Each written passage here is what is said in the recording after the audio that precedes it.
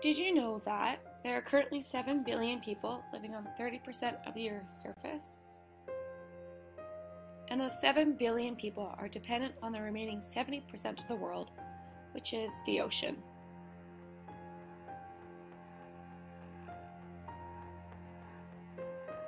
The ocean is the largest source of food in the world.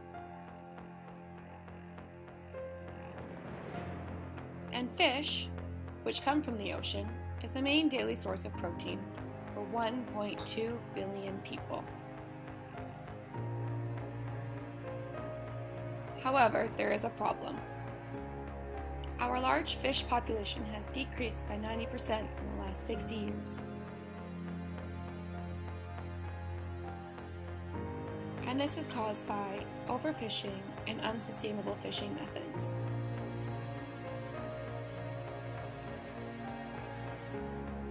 Overfishing has been found to have a huge impact on marine life and ecosystems, the livelihood of people, and future profit.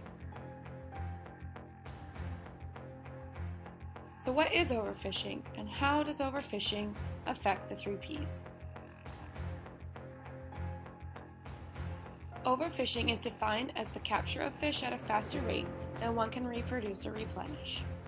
And 3 examples of how overfishing can affect these systems are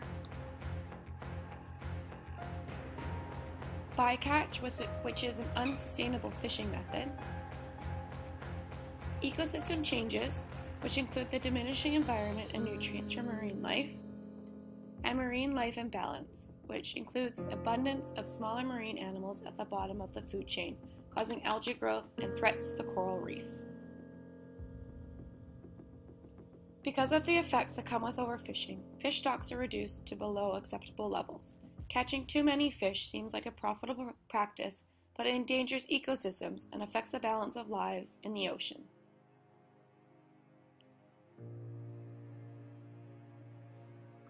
In many developing countries like Africa and South Asia, coastal communities rely heavily on fish for up to 50% of their protein intake. So what?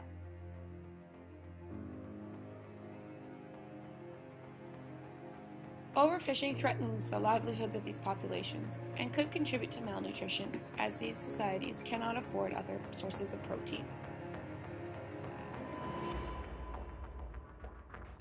At continuing rates of destruction, it is projected that by the year 2050, the world's stock of seafood will completely disappear.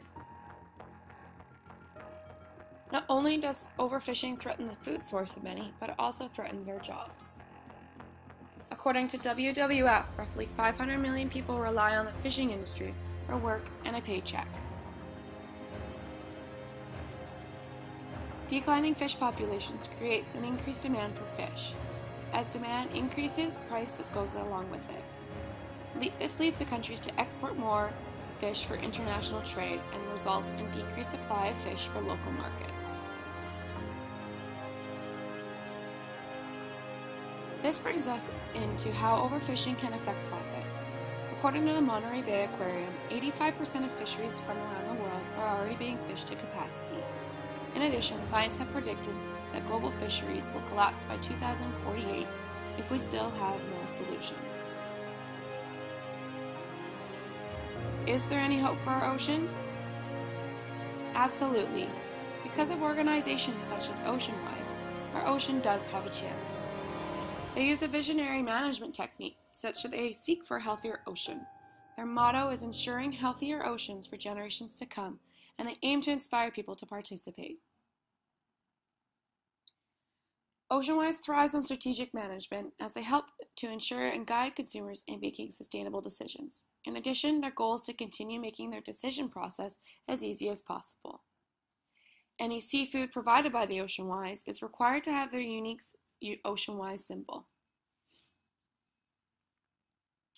This includes on their menus, at their markets, and they even have an app if you feel a little bit stuck. You can look it up.